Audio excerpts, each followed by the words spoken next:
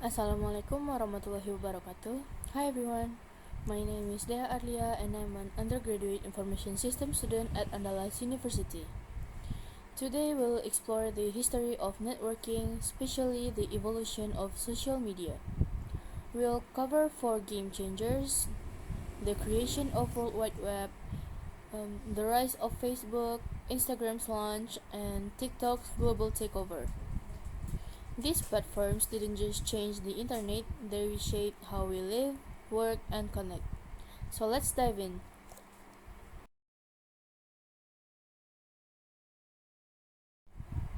First, we're going to talk about the creation of the World Wide Web. In the late 1980s, the internet existed, but it was a fractured landscape.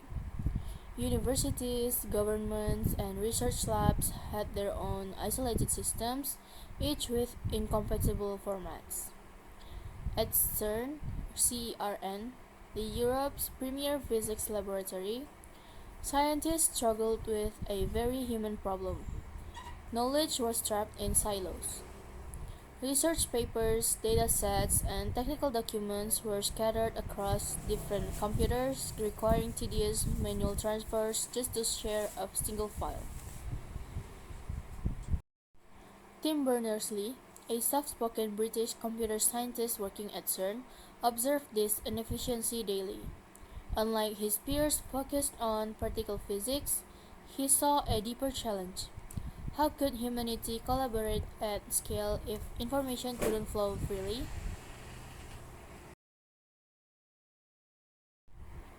In March 1989, Berners-Lee submitted a modest proposal titled Information Management, a Proposal, to his supervisors.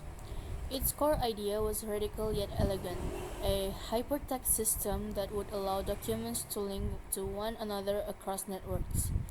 He envisioned a web of information, decentralized, open, and universally accessible. The response? Tepid interest. His manager famously wrote vague but exciting on the cover page. No funding was allocated, but Berners-Lee had something more valuable than a budget: a next computer, an advanced workstation for the time, and permission to tinker in his spare time. Working alone in 1990, Berners-Lee developed the 3 foundational technologies still underpinning the web today. First, HTML or Hypertext Markup Language, a simple code to structure documents. The second one is URI, Uniform Resource Identifier, or URL, the Uniform Resource Locator, is the address system for resources. Next, we have HTTP, the Hypertext Transfer Protocol. It's the rulebook for client-server communication. On Christmas Day 1990, he successfully tested the first web server and browser on his next computer. By August 1991, the first public website, the info.cern.ch, went live, a humble page explaining the World Wide Web project. The revolution had begun, though few noticed at the time. This first era, Web 1.0, was what we might call the read-only web. Websites were digital brochures. You could visit them, read the content, maybe click some links, but interaction ended there. Early Amazon was just an online bookstore catalog. Company websites displayed basic information like addresses and phone numbers. The web was primarily a publishing tool, valuable but limited in its ability to facilitate true collaboration. What truly allowed the web to flourish came in 1993 when CERN released the web source code into public domain. No patents, no royalties. This act of institutional generosity ensured the web remained open by design. Berners-Lee later reflected, had the technology been proprietary, the web would not have taken off. You can't propose that something be a universal space and at the same time keep control of it. The early 2000s marked a paradigm shift to Web 2.0, the Read Write Web.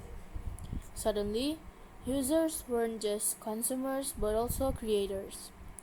Wikipedia, it demonstrated collective knowledge building. Facebook and Twitter redefined social connection. YouTube turned everyone into potential broadcasters. But this interactivity came at a cost. Our data became the currency that powered these platforms, raising new questions about the privacy and control. And then came Web 3.0, the decentralized web. Today we're witnessing the beginnings of Web 3.0, a vision to decentralize control. Where Web 2.0 saw power concentrate in platforms, Web 3.0 technologies like blockchain aim to distribute that power back to users through true digital ownership with like NFTs and decentralized finance using cryptocurrencies and then user controlled identities. Yet, significant challenges remain around scalability, regulation, and practical implementation. From Berners-Lee's original vision of linked documents to today's debate about decentralization, the web's evolution reflects broader societal shifts. What began as a tool for sharing physics papers has become humanity's most powerful platform for communication, commerce, and creativity, one whose next chapter we're all helping to write. As we stand at this technological crossroads, the web's origin story reminds us that transformative innovation often begins not with a grand ambitions, but with solving practical problems through extraordinary vision. Next, we're going to move on to the start of Facebook.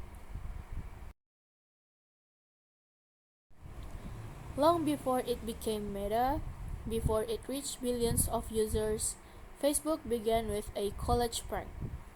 In October 2003, Harvard sophomore Mark Zuckerberg created FaceMesh, a crude website that let students rate classmates' attractiveness by comparing photos. It went viral overnight and got Zuckerberg in a serious trouble with the university. But this controversy revealed something important. Harvard students crave digital connection.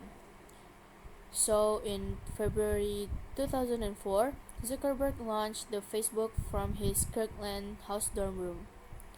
Unlike earlier social networks, it had three key features that made it stick. First, the .edu email verification to keeping it exclusive.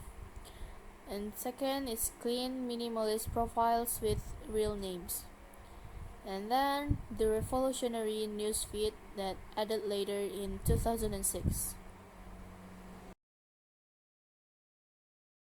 Within 24 hours, around 1,200 Harvard students signed up.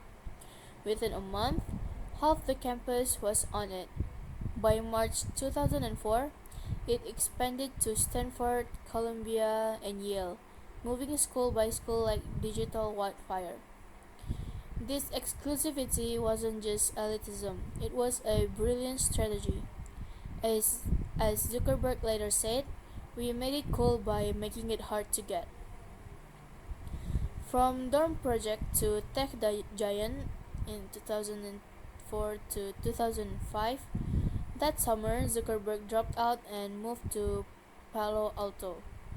The key moments on June 2004, first investor, the Peter Thiel, puts in $500,000. Then September 2005, the high schools are allowed to join. Then December 2005, it hits 5 million users. But the real turning point was September 2006 when Facebook opened to everyone no longer just for students, and it became the internet's living room.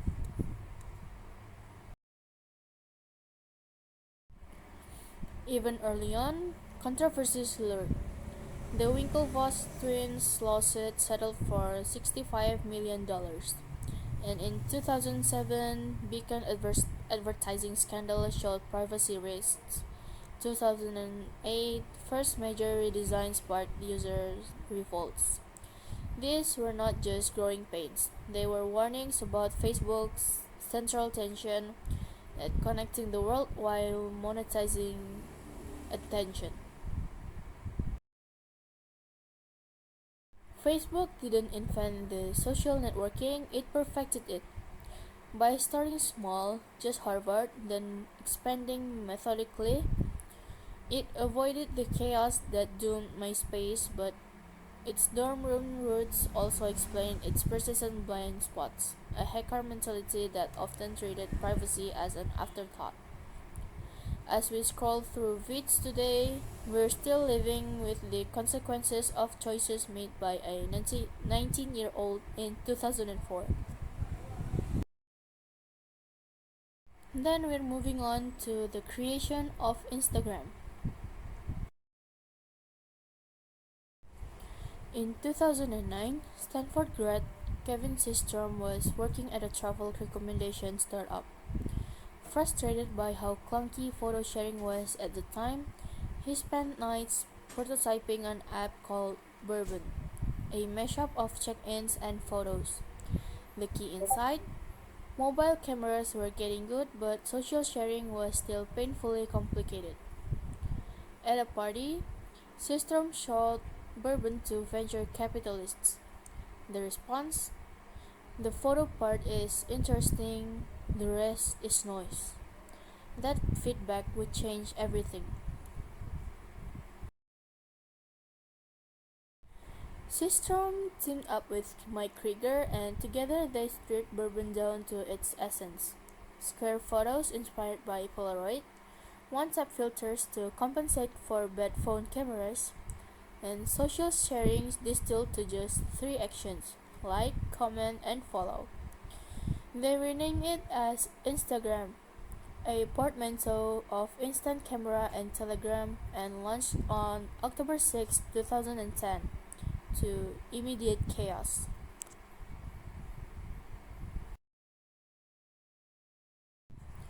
25,000 users signed up in 24 hours. The servers crashed repeatedly. For weeks, Systrom and Krieger survived on 2 hours of sleep, fixing bugs from a tiny office above a tattoo parlor in San Francisco. But three key decisions made Instagram explode. First, Twitter integration, perfect for 2010's cross-posting culture. Then second one is hashtags, borrowed from Twitter but perfected for visuals. Then the last one is celebrity adoption. Joshua Topolsky's early review brought in the tech elite. Just 18 months after launch, with 30 million users but zero revenue, Facebook bought Instagram for $1 billion. The move shocked Silicon Valley, but Zuckerberg saw what others missed. Mobile was the future, and Instagram had cracked the code. Instagram didn't just change photography, it changed reality. The app made everyone a curator of their life, then democratized design thanks to those square frames, and invented the influencer economy. Yet its founder's original vision remains to capture and share the world's moments simply and beautifully, even if that world became far more complicated than they imagined. We've seen how Instagram changed sharing. Now, let's witness how TikTok rewired our very attention, starting with an app that shouldn't have worked.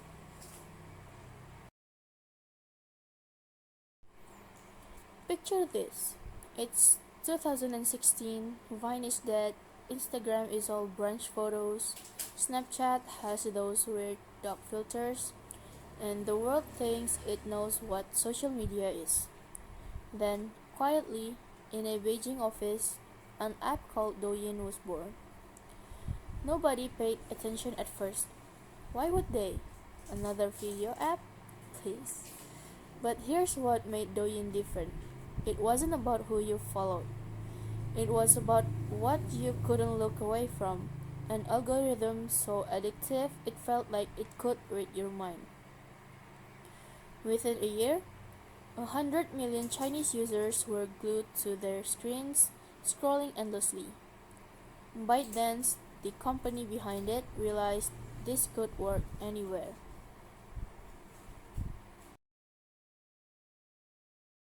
Meanwhile, in America, teens were obsessed with an app called Musical.ly, a silly little thing where kids lip sync to pop songs. ByteDance saw an opportunity. In 2018, they bought Musical.ly for $1 billion, merged it with their global version, and rebranded it as TikTok. At first, people laughed. It's just for kids doing dance challenges, they said. It'll never last. And then, the algorithm took over.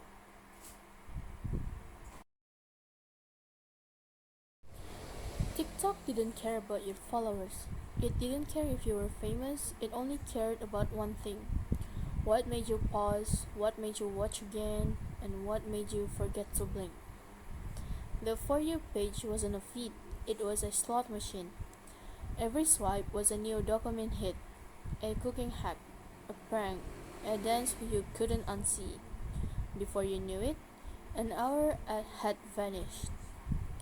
By 2019, it was happening everywhere: schools, workplaces, even retirement homes. Grandmas were flossing, teachers were doing the renegade. The app wasn't just popular, it was rewiring how we consumed content. Of course, it couldn't stay fun forever. Governments panicked. Is China spying? Parents worried. Is this melting kids' brains? Competitors scrambled. Instagram launched Reels, YouTube pushed Shorts. But none of them could replicate TikTok's dark magic, the way it made you feel like the app knew you. And maybe it did. Today, TikTok isn't just an app, it's the internet's heartbeat. Trends start here now. Not on TV, not on Twitter. A song goes viral and suddenly it's everywhere.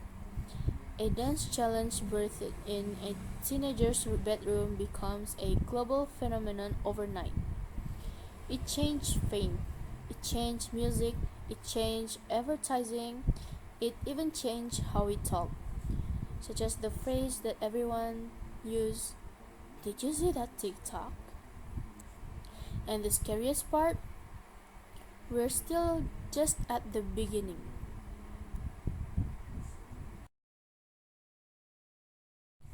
From dorm room experiments to global revolution, we've seen how a few lines of code can rewrite human connection.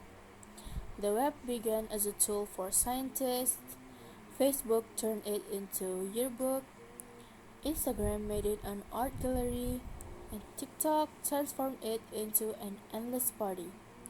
But as we swipe through these digital worlds, one question remains.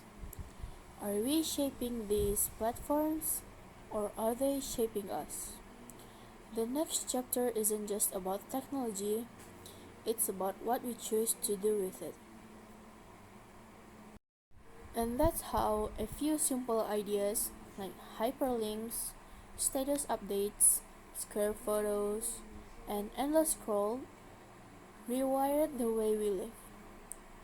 Thanks for watching, and remember, behind every app, there's always a human story. And see you next time. Wassalamualaikum warahmatullahi wabarakatuh.